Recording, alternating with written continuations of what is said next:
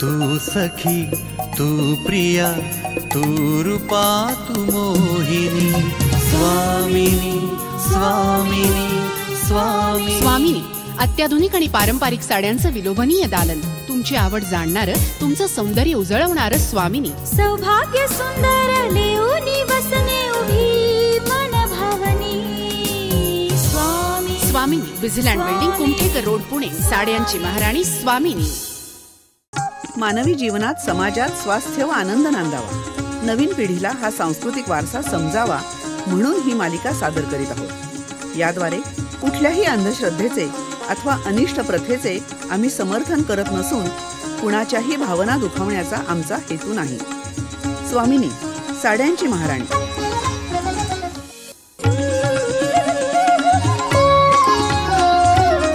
तू शतरूपा शुभंकरी, तू शतरूपा शुभंकरी. वर्णू किती तुझ परोपरी, वर्णू किती तुझ परोपरी. तू शतरूपा शुभंकरी. Good morning. गुड मॉर्निंग बाबा, आई, आजी, काय आणि शिर्या सकट सगळ्यांना हॅपी न्यू इयर. अरे वा म्हण्या. हा शिर्या, आज मी तुम्हाला एका वेगळ्या व्रताबद्दल सांगणार आहे. तर बरं का, एक आटपाट नगर होतं. तिथे मोहन नावाचा एक मुलगा राहत होता. तो शिक्षणासाठी म्हणून परदेशी जायला निघाला. मोहन, ए मोहन. काय आई? आता तू उच्च शिक्षणासाठी परदेशात जातोयस. हो बाबा रे, परदेशात जाऊन राहणं म्हणजे आगीशी खेळ. असं का म्हणतेस आई? अरे, परदेशात जाऊन आजवर कोणी सरळ का राहिलंय?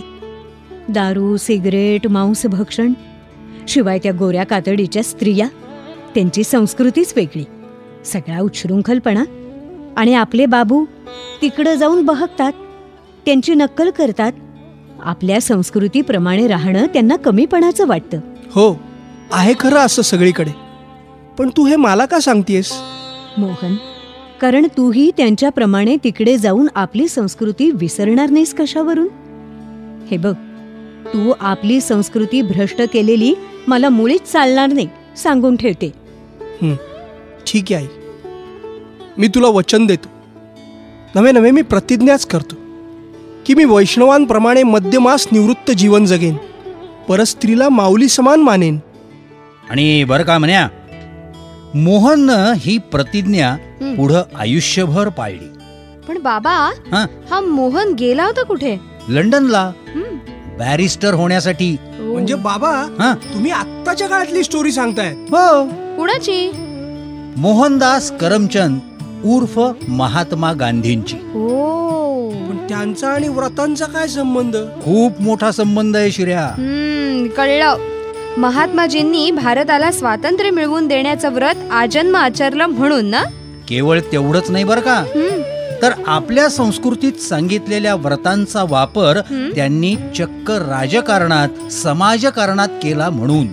Wow, interesting. बाबा बाबा, तुम्ही हे मला जरा नीट सांगाच. हे काहीतरी वेगळंच आहे. म्हणूनच मी तुम्हाला व्रतांचा आपल्या आयुष्यात किती विविध प्रकारांनी उपयोग होऊ शकतो हे समजावून सांगण्यासाठीच ही कथा सांगतो. आजच स्वामिनी सारीज पुणे या YouTube, फेसबुक आणि इंस्टाग्राम या सोशल मीडिया प्लॅटफॉर्मला भेट द्या, सबस्क्राईब करा आणि स्वामिनीशी कनेक्ट व्हा. मे 1915चा काळ. खूप विचार करून महात्माजींनी अहमदाबादमध्ये एक आश्रम स्थापन केला. त्या आश्रमाचं नाव होतं सत्याग्रहाश्रम. बापूजी, एक पत्र आलंय. आपल्या आश्रमाचे नियम काय असावेत असं आपण विविध लोकांना पत्र लिहून विचारलं होतं ना? होय. त्याचंच उत्तर एकांकडून आलंय. गुरुदास बॅनर्जी. त्यांनी मुख्यतः सुचवलंय की आश्रमातल्या व्रतांमध्ये नम्रपणाच्या व्रताला महत्वाचं स्थान दिलं पाहिजे. आपल्या युवकांमध्ये नम्रतेची उणीव आहे. मलाही देशभरात ठिकठिकाणी नम्रतेचा अभाव जाणवला. पण सर्व गोष्टीत नम्रता अध्यारतच आहे. नम्रता, निराभिमान नसेल तर तो सेवकच नव्हे, तो स्वार्थी अहंकारी माणूस होतो. बापूजी, सेवा कार्यात माणसानं कोणकोणती व्रतं आचरावीत असं आपलं मत आहे? कसं आहे, इथे येऊन राहणाऱ्या विद्यार्थ्यांमधूनच पुढे सेवा कार्य करणारे कार्यकर्ते, राष्ट्रीय स्तरावरचे नेते तयार होणार आहेत. बरोबर आहे. जेव्हा तुम्ही लोकप्रिय व्यक्ती बनू इच्छिता तेव्हा तुमचं चारित्र्य अत्यंत निर्मळ असणं आवश्यक आहे. कारण आपल्याकडे पाहून लोक आपले आचरण करीत असतात. पण मग त्यासाठी नेत्यानं काय काय करणं आवश्यक आहे? सांगतो. सर्वप्रथम स्वतःचे आचरण सुधारणे आवश्यक आहे. सत्य, अहिंसा, अस्तेय ही आपल्या धर्मानं सांगितलेली महान व्रते आहेत.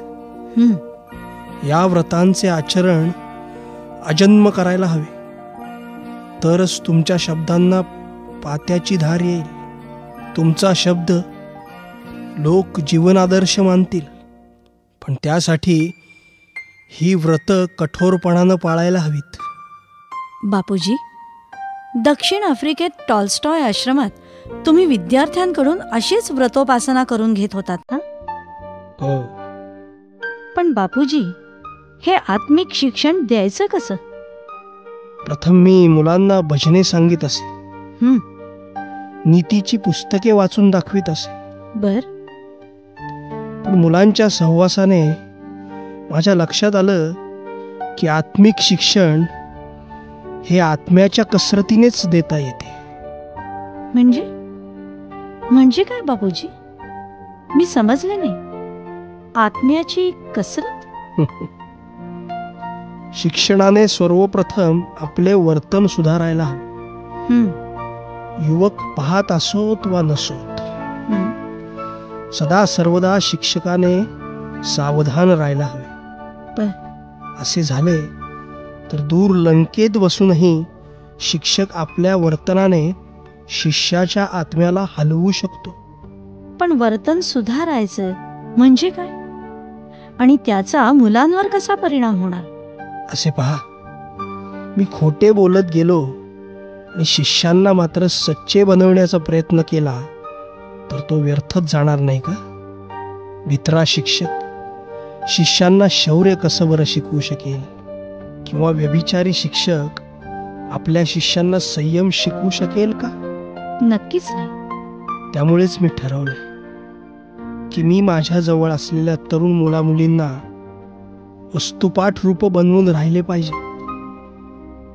म्हणजे त्यांनी तुमच्या आचरणातून आपोआप शिक्षण घ्यावं, असंच ना? अगदी बरोबर. अशा तऱ्हेने माझे शिष्यच माझे शिक्षक बनले. स्वतःसाठी नाही तर त्यांच्यासाठी तरी मला चांगले झाले पाहिजे, चांगले राहिले पाहिजे हे माझ्या ध्यानात आले. टॉल्स्टॉय आश्रमातला माझा बहुतेक संयम ह्या मुलामुलींमुळेच मला प्राप्त झाला असे म्हणायला हरकत नाही. आजच स्वामिनी सारीज पुणे या यूट्यूब, फेसबुक आणि इंस्टाग्राम या सोशल मीडिया प्लॅटफॉर्मला भेट द्या, सबस्क्राईब करा आणि स्वामिनीशी कनेक्ट व्हा. श्रोते हो, आपण ऐकत होता साड्यांची महाराणी स्वामिनी द्वारा प्रायोजित व्रतकथामाला स्वामिनी. संकल्पना नावेद आणि जावेद शेख. निवेदन सुनेत्रा मंकणी, रवींद्र मंकणी. लेखन प्रताप देशमुख. सहभाग रवींद्र बापट, वृषाली पटवर्धन, सायली बापट, मानसी लोणकर, हितेंद्र नाईक, गौतम बापट. निर्मिती व्यवस्था शेखर काळे. ध्वनी व्हायब्रेनियाद स्टुडिओ. ध्वनिमुद्रण सुनील पानसरे. निर्मिती रोहन्स आय पुणे. तू सखी, तू प्रिया, तू रूपा, तू मोहिनी. स्वामिनी, स्वामिनी, स्वामिनी. स्वामिनी अत्याधुनिक आणि पारंपरिक साड्यांचं विलोभनीय दालन. तुमची आवड जाणणारं, तुमचं सौंदर्य उजळवणारं स्वामिनी. सौभाग्य सुंदर लेऊनी वसने उभी मन भावनी. स्वामी स्वामिनी, विझिलँड बिल्डिंग, कुमठेकर रोड, पुणे. साड्यांची महाराणी स्वामिनी.